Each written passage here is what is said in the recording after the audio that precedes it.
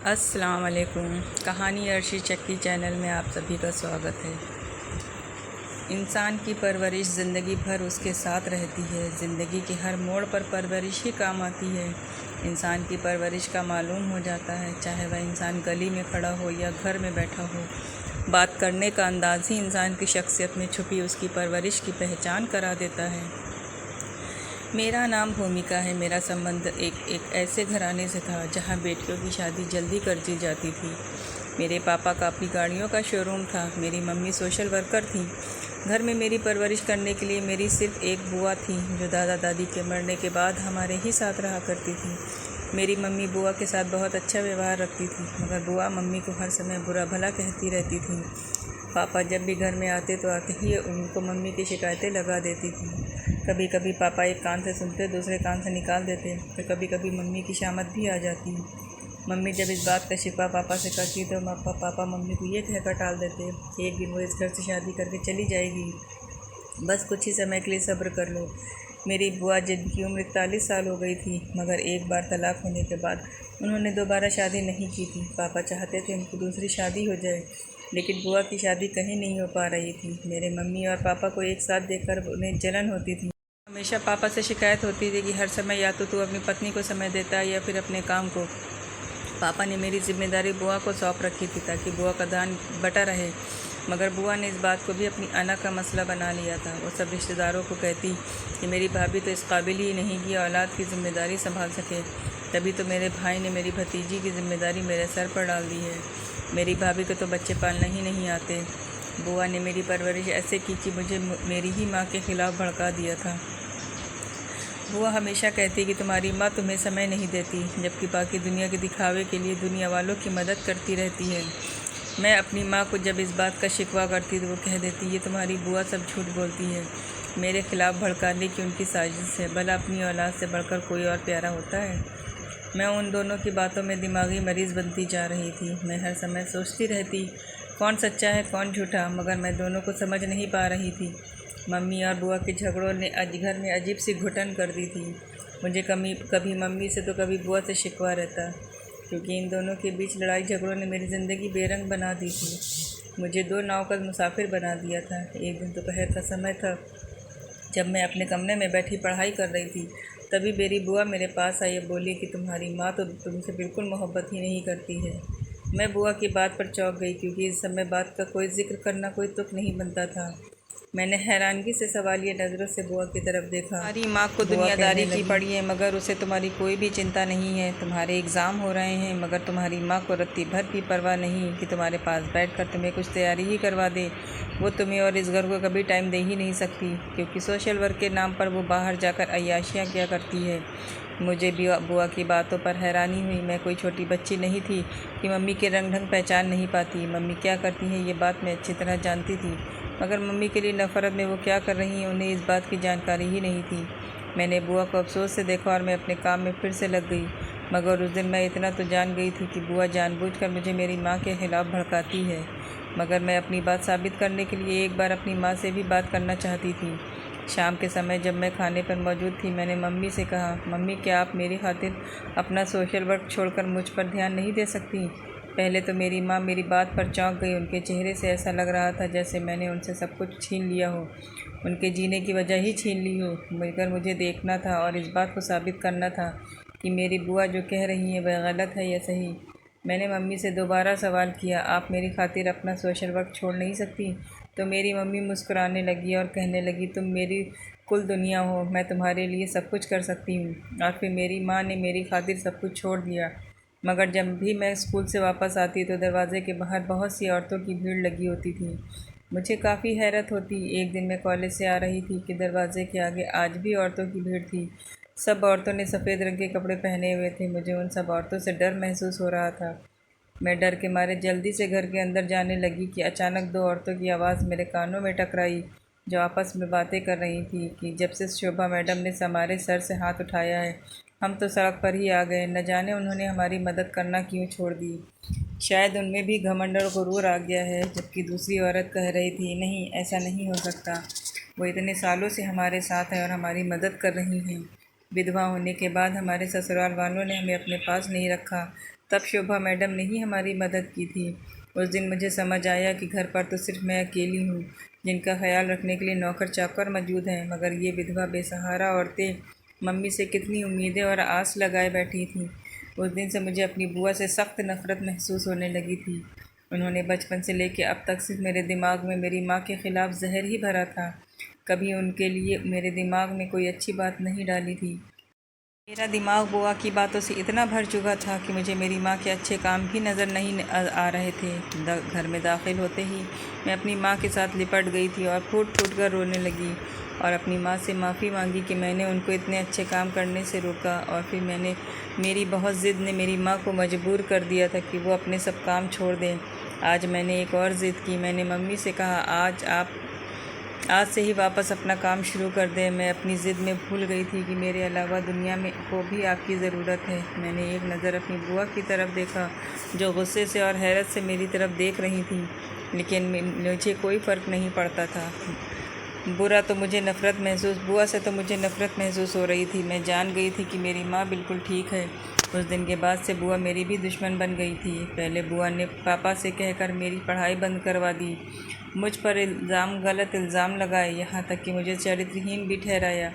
पापा ने भी बुआ की बातों पर विश्वास कर लिया और फिर न जाने कहाँ से एक बड़ी उम्र का लड़का ढूंढकर मेरी शादी उससे तय कर दी, जबकि मैं अभी और पढ़ना चाहती थी। मगर मेरी बुआ का यही कहना था कि जितनी जल्दी शादी हो जाए लड़की के लिए उतना ही अच्छा होता है।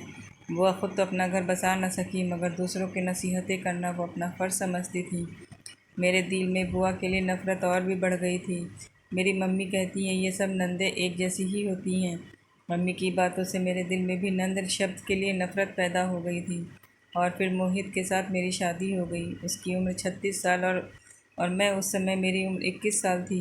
लेकिन मोहित देखने में हैंडसम लड़का था और मुझे इस बात का सुकून था कि मेरे पति की उम्र तो थोड़ी ज़्यादा है, लेकिन वह कम से कम देखने में तो अच्छा है और फिर मुझसे प्यार भी बहुत करता था।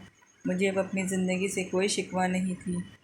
मेरी शादी जहाँ हुई थी मेरे पति की एक ही बहन थी जिसकी उम्र भी 16 साल थी।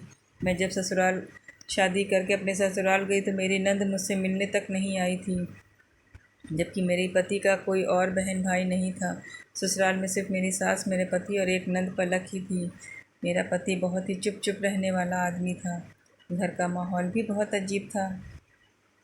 उस पर मेरी नंद के कारनामों ने मुझे नंद से बेजार कर दिया था। हर समय वो अपने कमरे में घुसी रहती, कमरे से तभी निकलती जब उसके खाने का समय होता।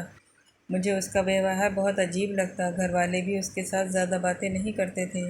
एक दिन मैंने अपनी सास से पूछा कि आपकी बेटी अकेले कमरे में क्यों बंद रहती है, तो सास कहने लगी वो तन्हाई पसंद है, उसको सबके साथ बैठकर घबराहट महसूस होती है। मगर मैं जानती थी कि मेरी सास मुझसे कुछ छुपा रही हैं, क्योंकि मेरी सास की बातें कुछ और थी और उनकी आंखें कुछ और कह रही थी। वह मेरे साथ नज़र मिलाकर भी बात नहीं कर रही थी। मैंने सास से ज़्यादा बात नहीं की, लेकिन मैं खुद पलक पर नज़र रखने लगी। एक दिन आधी रात का समय था जब किसी के रोने की आवाज़ मेरे कानों से टकराई। वो आवाज़ बहुत ऊंची थी। मैंने आंखें जैसे ही खोली, मैंने अपने कमरे के इधर उधर देखा तो वहाँ पर सब ठीक था और मोहित भी सो रहे थे।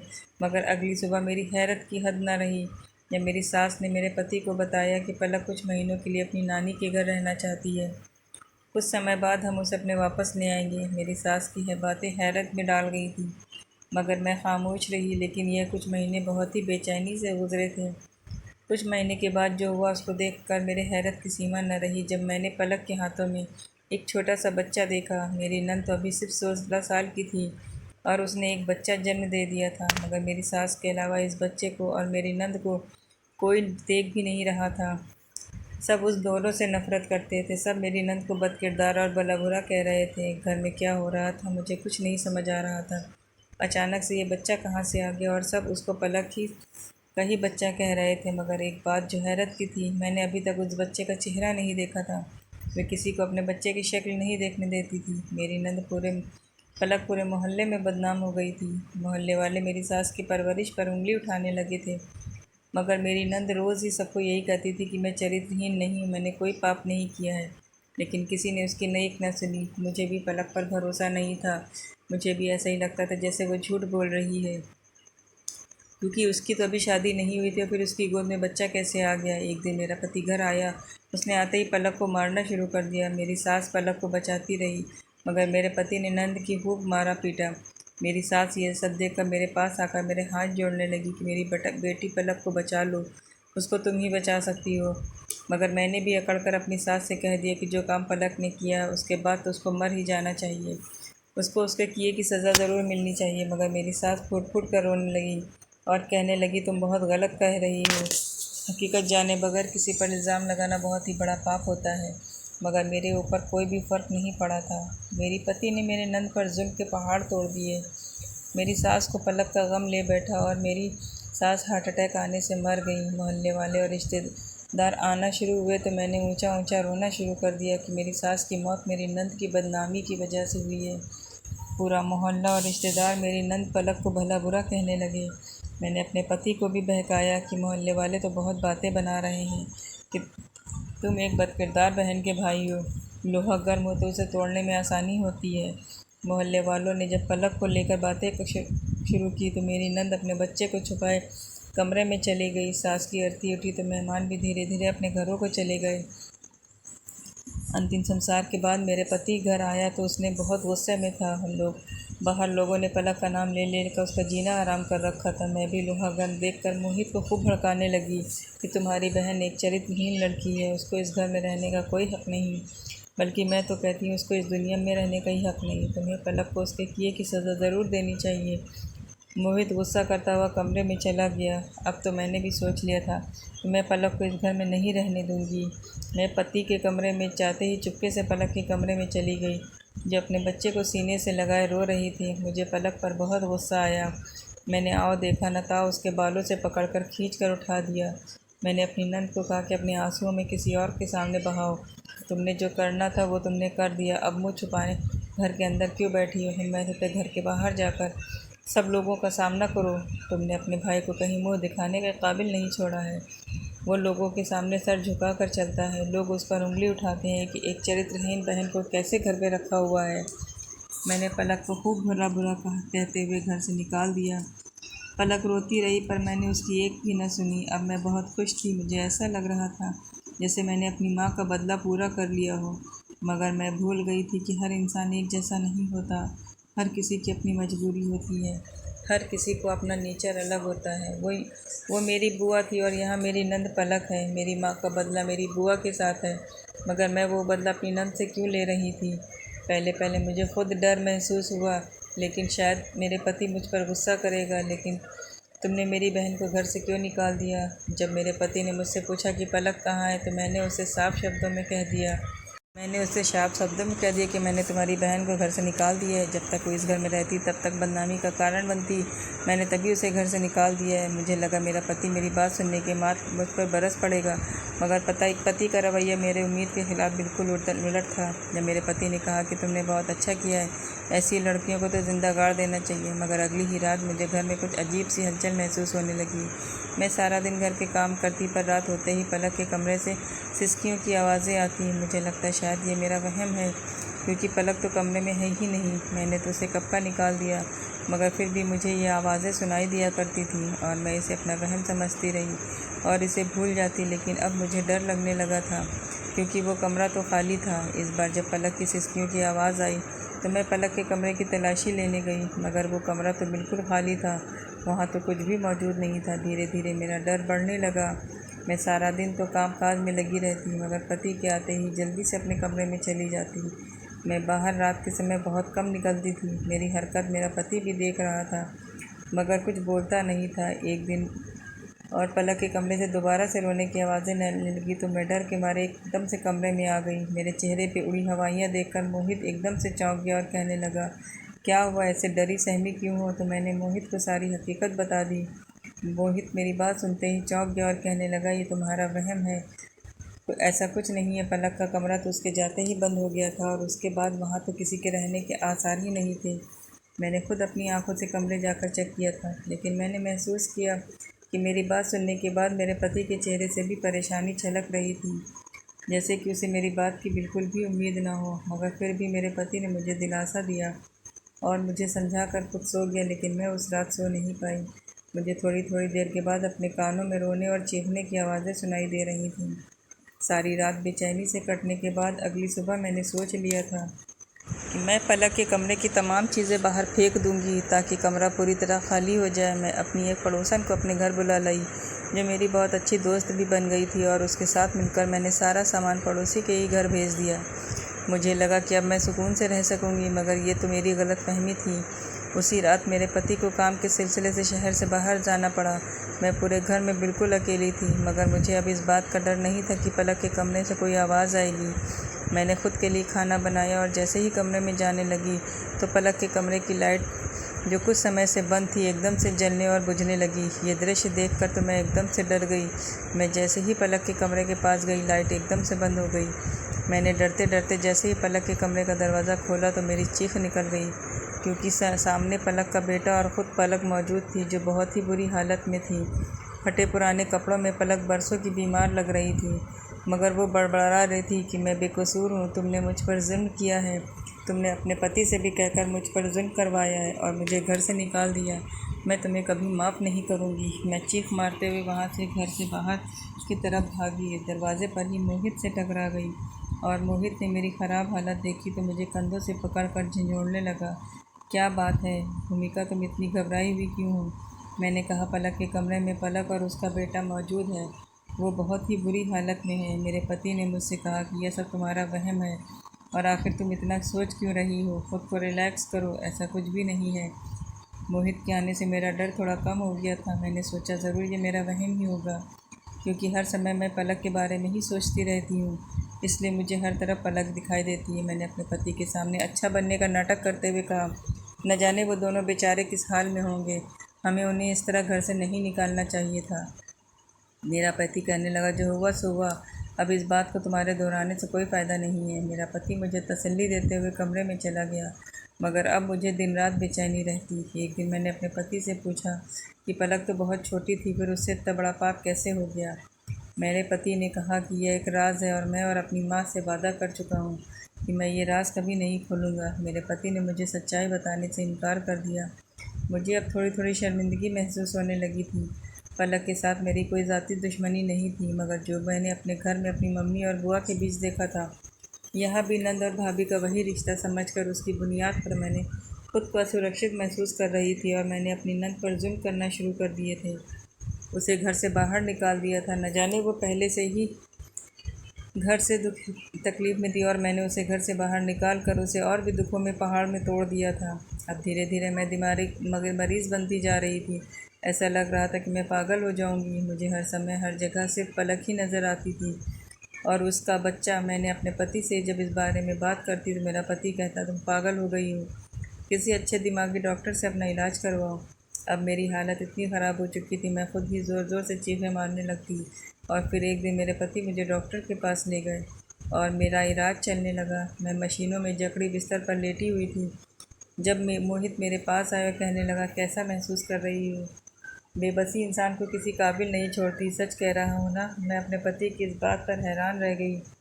मैं चौंक कर सवालिया नज़रों से अपने पति की तरफ देखने लगी। उसके इस तरह के सवाल करने का क्या मकसद है? वो एकदम ज़ोर से हंसने लगा और कहने लगा, काश मुझे अपनी बहन की हकीकत पहले मालूम होती तो कभी तुम जैसी झूठी और चालाक औरत के हाथों रुसवा न होता। मैं अपने पति की बात करने के अंदाज़ पर हैरान रह गई। मेरे पति ने कभी मुझसे ऐसी बात नहीं की थी। उसने तो हमेशा मेरा साथ मोहब्बत से बात की थी। तुम ऐसे क्यों बात कर रहे हो? तो वो कहने लगा, तुम तो ऐसे देख रही हो जैसे तुम्हें कुछ पता ही नहीं है। मेरे पति ने कहा कि मैं नहीं जानता कि तुम किस मकसद से लिए हमारे घर आई थी, मगर मैं इतना जानता हूँ तुम्हारी वजह से हमारा हंसता बसता घर बर्बाद हो गया है। जब से तुम आई हो तब से हमारी खुशियों पर नज़र लग गई है। बड़े बुजुर्ग बिल्कुल ठीक कहते हैं कि एक औरत ही घर को संवार सकती है और एक औरत ही घर को बर्बाद भी कर सकती है। तुमने मेरी बहन के ख़िलाफ़ मेरे अंदर गलतफहमी को और भी ज़्यादा बढ़ा दिया ताकि मैं अपनी बहन पर जुल्म करूं, और मैंने ऐसा ही किया। अगर मरने से पहले मेरी माँ मुझे सच्चाई न बताती तो आज भी मैं तुम्हारी बातों के बहकावे में आ जाता। वो तो भगवान की कृपा है कि समय रहते ही मुझे हकीकत पता चल गई। मेरा पूरा शरीर अपनी पति की बातों पर काँप रहा था। मेरा दिल घबराने लगा। मैंने जब अपने पति से पूछा कि पलक गुनहगार नहीं है तो मोहित ने अपनी आंखों में आंसू साफ किए और कहा, मेरी बहन तो बिल्कुल पाक साफ थी, उसके साथ वो जुल्म हुआ था, मगर हमारी बदनामी न हो जाए इसलिए अकेली ही सब कुछ सहन करती रही। मैं आंखें फाड़े अपने पति की तरफ देख रही थी। और उसकी बातें सुन रही थी, मगर पलक की हकीकत जानकर मेरे सर पर आसमान टूट पड़ा। मेरे पति ने बताया कि पलक बहुत इंटेलिजेंट लड़की थी। क्लास में वो हमेशा फर्स्ट आती थी, जबकि वहाँ के सबसे बड़े प्रोफेसर का बेटा हर साल फेल हो जाता था। प्रोफेसर जिसका एक पिता के समान समझा जाता है, जिसका स्थान सगे बाप से भी ज़्यादा रखा जाता है, लेकिन कभी कभी वही अपना महत्व भूल जाता है और इंसानियत से गिर जाता है। पलक बहुत ही मासूम थी, मगर उसके प्रोफेसर ने बार बार उसको फेल करना चाहा। मगर जब पलक ने इसके खिलाफ आवाज़ उठानी चाहिए तो उसके प्रोफेसर ने उसकी आवाज़ हमेशा के लिए दबा दी। प्रोफेसर ने पलक की इज्जत को रौंद डाला, मगर पलक ने अपने घर वालों की इज्जत बचाने के लिए किसी को कुछ नहीं बताया। मगर जब वह प्रेग्नेंट हुई तो उसने अपनी माँ को सब कुछ हकीकत बता दी। तो वो ये बच्चा गिरवाना चाहती थी, मगर डॉक्टर ने कहा कि बच्चा गिराने से खतरा है, इसलिए ऐसा पलक की जान भी जा सकती है, क्योंकि पलक की उम्र उस समय बहुत कम थी। मेरी माँ ने पलक के स्कूल के प्रोफेसर से संपर्क करना चाहा, मगर उससे संपर्क नहीं हो पा रहा था। वो अपनी फैमिली के साथ इस देश को ही छोड़कर चला गया था। मेरी बहन के ऊपर उस समय क़यामत बीत रही थी। वो छोटी सी जान खुद के अंदर एक जान को पाल रही थी। उस पर तुम्हारा मुझे बात बात पर भड़काना और मेरे दिमाग में मेरी ही बहन के खिलाफ बुराई भरना तुमने शुरू कर दी थी। मगर माँ ने मरने से पहले मेरी माँ ने मुझे सब कुछ बता दिया था। जब तुमने मेरी बहन को घर से निकाला तो मैं उसे वापस ले आया और उसको कमरे में बने तहखाने में छोड़ दिया। मैं रोज़ वहाँ उससे मिलने जाता। तब भी मैंने और पलक ने मिलकर तय किया कि तुम्हें इतना डराया जाए कि तुम खुद ही अपनी नरक ज़िंदगी बना लो। और उन दोनों का कहा सच हो गया। मैं दिमाग की मरीज़ बन चुकी थी। मैं बहुत शर्मिंदा थी, अपने पति से माफ़ी मांग रही थी, मगर मेरे पति ने मेरी एक न सुनी और मुझे छोड़कर चला गया। मैं अपने पति को पुकारती रही, मगर उस पर कोई फ़र्क नहीं पड़ा और मैं अपने माँ बाप के घर आ गई तो यहाँ के मोहल्ले के लोगों ने मेरा जीना हराम कर दिया। मुझे पर तरह तरह के इल्ज़ाम लगाए, कोई ताकि तलाक लेकर आ गई है तो कोई मेरे चरित्र पर उंगली उठाता। मेरी माँ मुझे सख्त सी बातों से बचा बचा कर रखती, मगर लोगों की ज़ुबानें पकड़ी नहीं जा सकती। अब मुझे एहसास हुआ कि किसी के किरदार पर कीचड़ उछलना बहुत आसान है, मगर इंसान पर किसी की कीचड़ उछलता है तो उस कीचड़ की छींटें अपने ऊपर भी ज़रूर पड़ती हैं। मैं सब कुछ खामोशी से बर्दाश्त करती रही, क्योंकि ये सब कुछ मेरा अपना ही किया धरा था।